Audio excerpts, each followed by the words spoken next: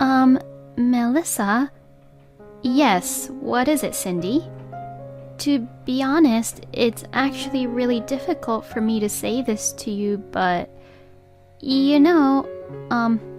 I don't even have enough money to support myself. Okay. So, I'm really sorry, but...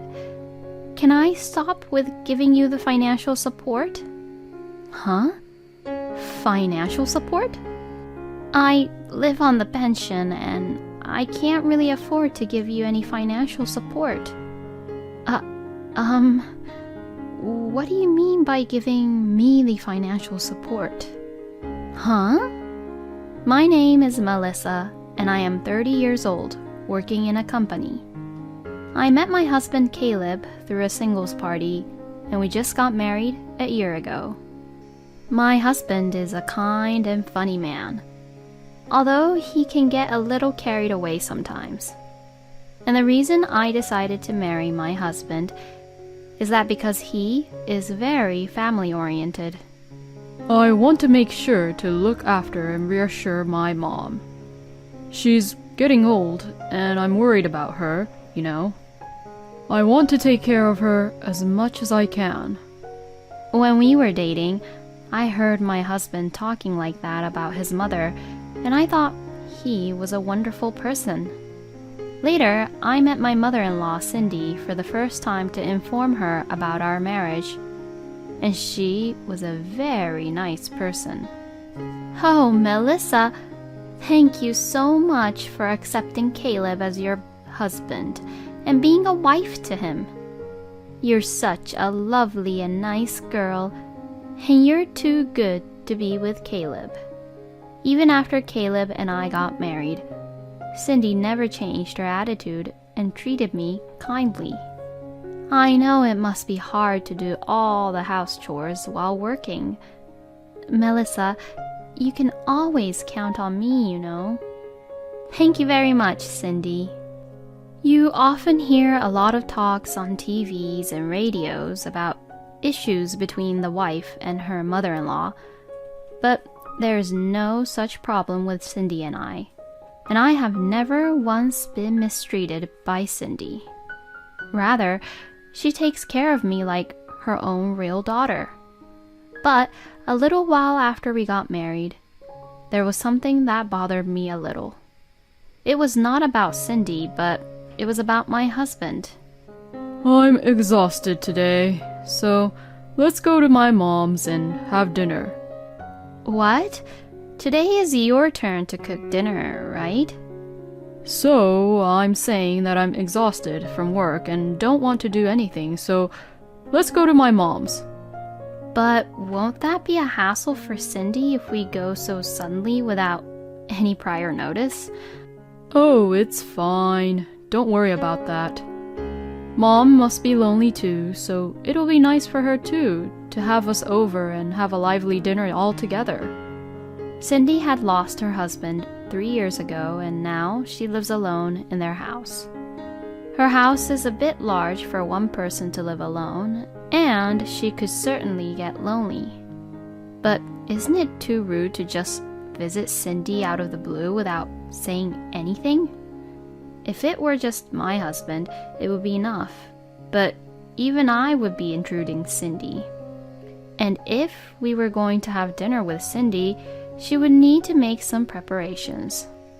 How can my husband even think that it's normal to think that we can go over to Cindy's without any prior notice? Even if we go, we should at least call Cindy to let her know. What?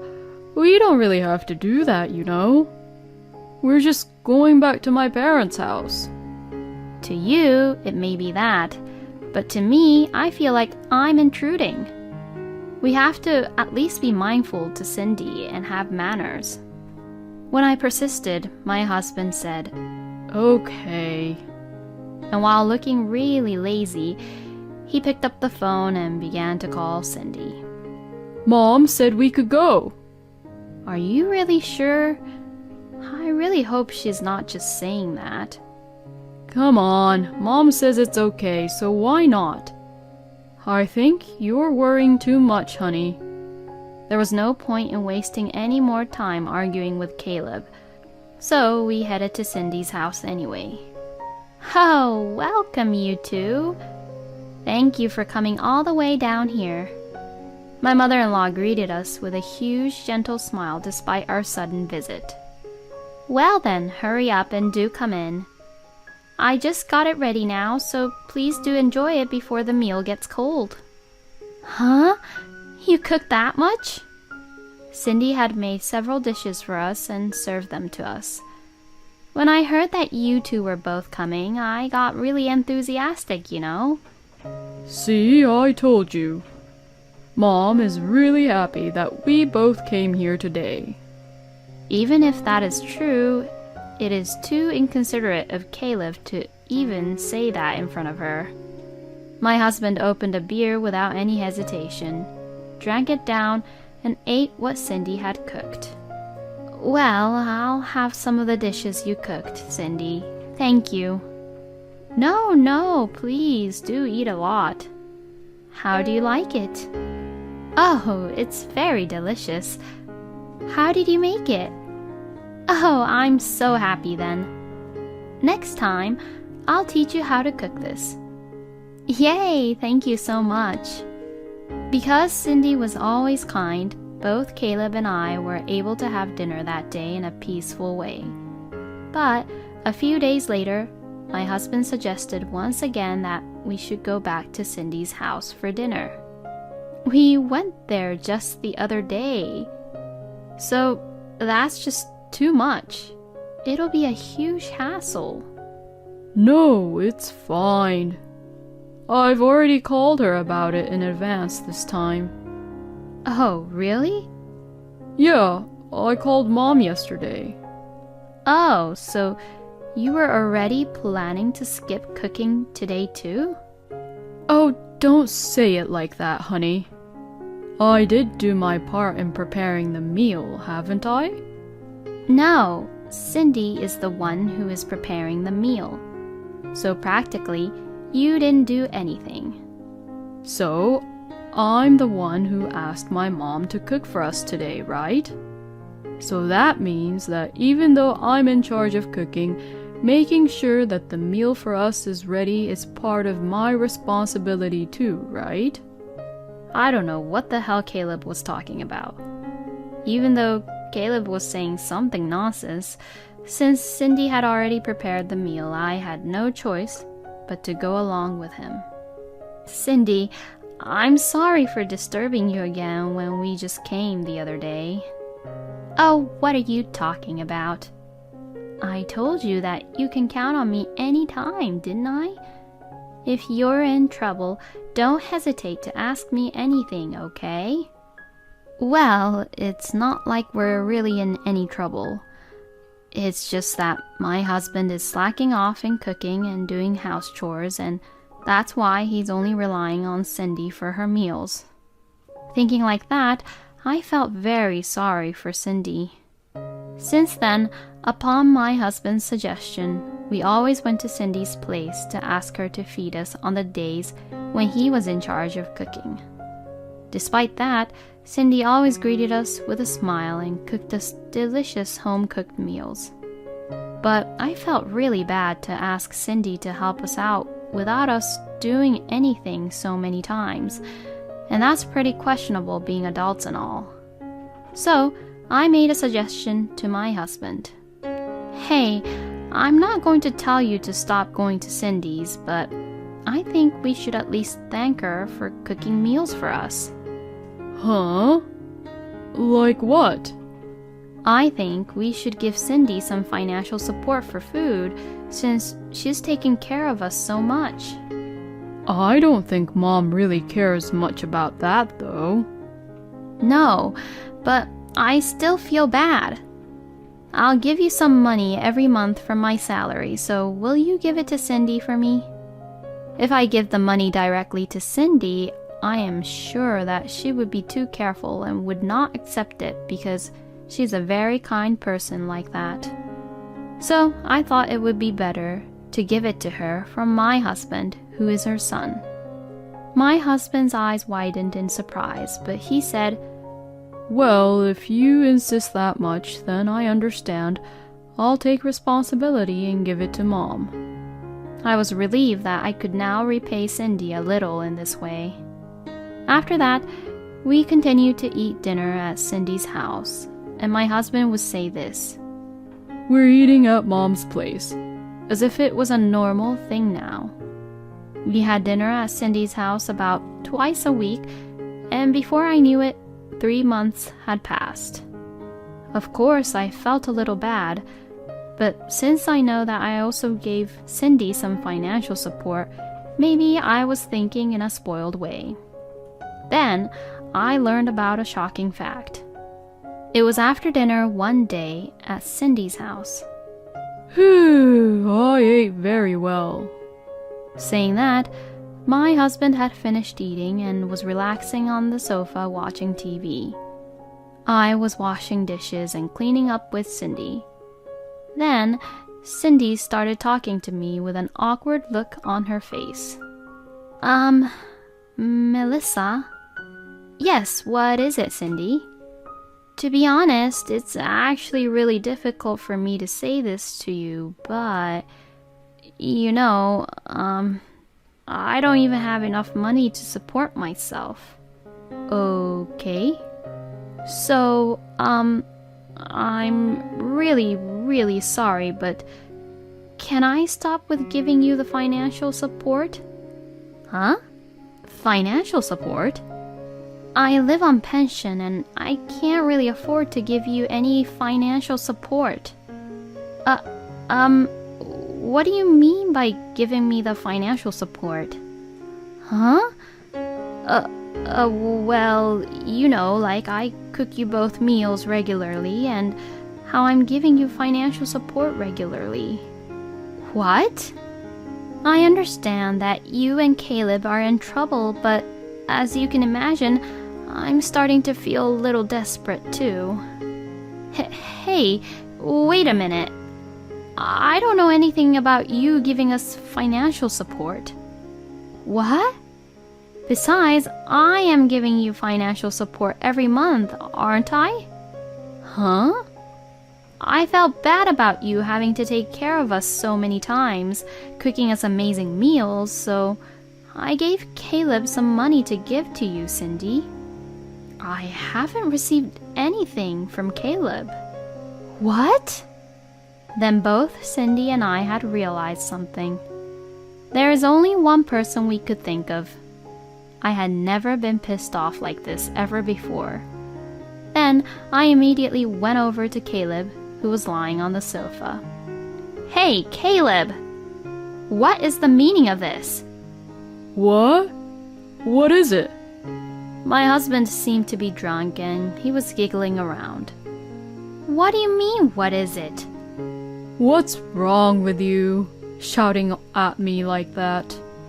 Did you have an argument with Mom? I grabbed my husband, who was lying down by his chest, and woke him up. What is it with you all of a sudden? We've been getting financial support from Cindy? What? And where did you put the money I asked you to give to Cindy? Well, that's... My husband is just clamming up, upset, as if he has something to be guilty of. Just let go of me for now. I feel like I'm going to throw up if you shake me too much. So I let go of his chest. Will you please explain what exactly is going on? About what? Are you trying to act dumb at this point? Cindy seemed to have lost her patience, and she also began questioning Caleb. You told me that you were both in trouble, so I gave you money and even fed you dinner multiple times. Hey, what the hell? What's wrong with you? Even you're mad at me, Mom. We have every right to be mad at you. You have been deceiving Cindy and I, you know. That's a terrible way to say that. Then, where did our money go to? Hey, let's just stop talking about this. We just had Mom's delicious food, and now you're spoiling the good mood.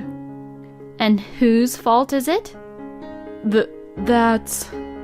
My husband couldn't say anything back anymore and went silent. You're not going to tell me how you spent the money, are you? All right, fine. Then I have an idea too. Caleb looked at me as if he was asking me what my idea was. I called my sister-in-law, Lila.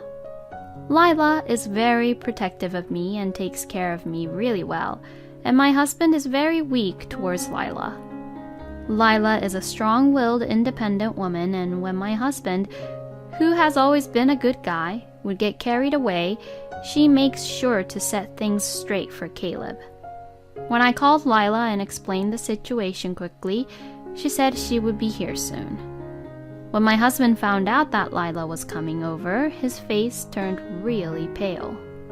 Lila lives about a 10-minute drive from Cindy's house, so she came right over. Caleb! What the hell did you do?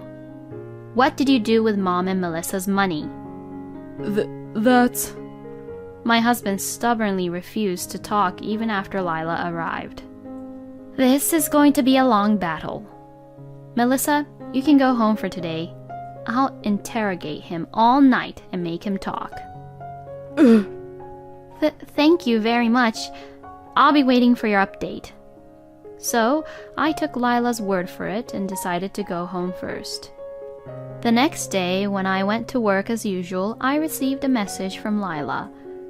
Caleb finally came clean. He's a terrible bastard. Can you come over to Mom's house again after work today?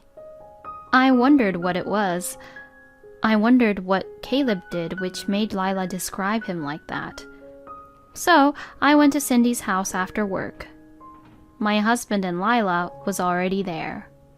Oh, Melissa, I'm sorry to make you come over again. It's okay. My husband was made to sit on the floor, and his face was turning pale by the minute. Well then, Caleb, why don't you talk to Melissa properly about the truth? I stood right in front of my husband to listen. He was looking down at himself really awkwardly. I can't really understand you if you keep looking down. Please explain to me what's going on. I'm so sorry. It was just a spur of the moment kind of thing. What was? Well, I had an affair with another woman. Huh? I'm really sorry. So you were cheating on me behind my back? I guess so. You're such a bastard. I'm really sorry. And? What did you use the money on which Cindy and I gave you? Answer me properly. For the trip and the date and the hotels for the affair. And the travel fees. What? A trip? How did you even have the time? Oh. Don't tell me that you're talking about these business trips that you've been having frequently. My husband then nods awkwardly. Wow, I can't believe this. I can't believe that you lied about your job and went on a trip with a woman to have fun. I'm really sorry. It won't happen again, so please forgive me. Oh, there is no way that I will forgive you. We're getting a divorce. A divorce! No way. You can't just divorce me. It was a one-time mistake. Then, before I could get mad at Caleb for what he said, Lila and Cindy snapped. That's enough, Caleb. What you did is absolutely unforgivable. Yeah, that's right. And what do you mean it was just a one-time mistake? When you've been on numerous trips and you've been seeing her secretly many times. Divorce is a must. A wonderful person like Melissa shouldn't be pushed around by such a lousy brother like you, Caleb. You will definitely pay alimony for your affair and the money you stole from Mom and Melissa. Oh no. Then, Lila took out the official documents for divorce and handed them to me. She thought that I would need it, so she got it for me at the city hall, as well as a number for a lawyer. I checked the documents and signed the parts I needed to sign and gave it to Caleb. My husband was reluctant, but Lila and Cindy got angry with him again, so he signed it right away. Thus, like this, my divorce from my husband was finalized. Then, through my lawyer, I demanded alimony from Caleb and his mistress. Of course, I also claimed the money I had given to Caleb. I also heard that his mistress was also married, and since her husband is also demanding alimony from Caleb, he is now in huge debt. Currently, Caleb is living at Cindy's house, and both Lila and Cindy manages Caleb's wallet, making sure that he does not waste his money and that it is always used to pay off his debts. Because of this, Caleb only gets $10 every day to go to work, and once he uses the money for his lunch and so on, he won't have any money left. So, he can't even go to bars and afford any luxury, and he has no choice but to go home. Caleb deserves what he got, and it's not at all surprising that he now has to pay back the money he had used when it wasn't even his money. Caleb is just a low-life scumbag, having an affair based off on other people's money. On the other hand, I live in an apartment now and I am living comfortably on my own. By the way, I still keep in touch with Cindy and Lila, and the three of us sometimes go out to dinner together. My ex-husband is a low-life scumbag, but the only thing I'm grateful to him is for giving me the opportunity to meet Cindy and Lila. Thank you for watching until the end. Please subscribe to our channel. We hope to see you in our next video.